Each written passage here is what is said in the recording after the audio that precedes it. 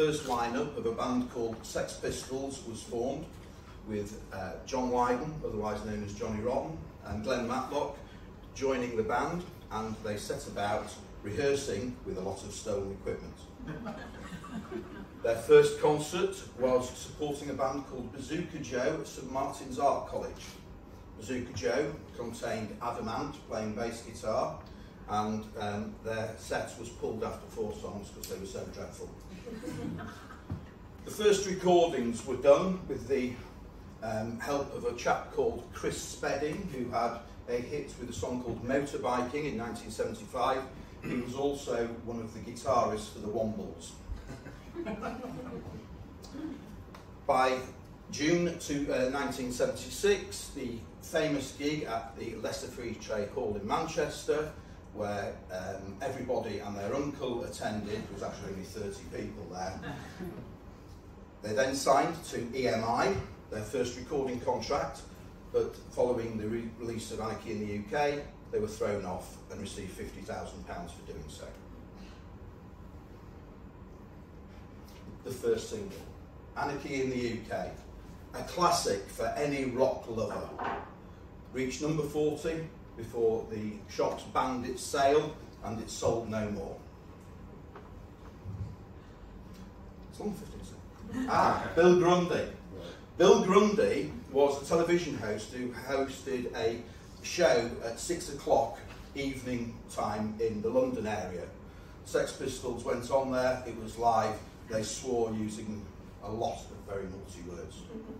That resulted in the Anarchy tour being decimated, and in fact, Leeds was the first date on the Anarchy tour. They were one of the only places that actually allowed them to play, at the Polytechnic in fact. 1977, John Simon Ritchie, otherwise known as Sid Vicious, joined the band, couldn't play a note, and went 10 months without being able to play a note. In fact, today is the anniversary of his death.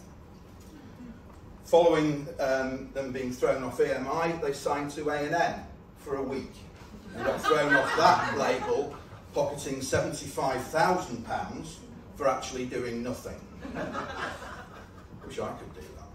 They then signed for the great man, Richard Branson, whereupon they released various singles and an album, which I will come on to in a minute.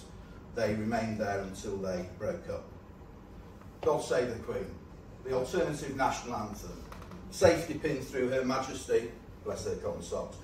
Nose went to number 2 in the charts and was kept off number 1 by a ban of on the chart retailers. Never mind the bollocks.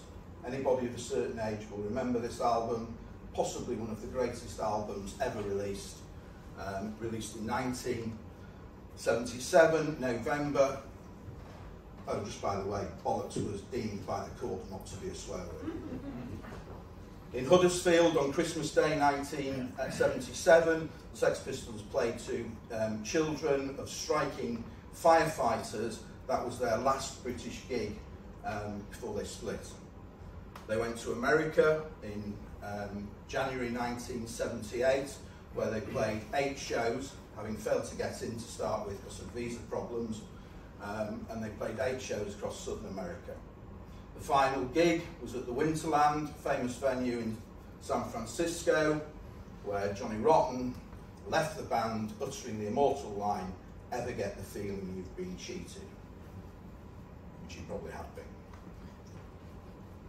By February the 2nd, 1979, Sid Vicious, having just been released from prison on bail for allegedly murdering his girlfriend, was found dead after his mother had given him some heroin. Nice. By 1996, the original lineup reformed to play over 100 shows in 1996, and then they split up again because they hated each other.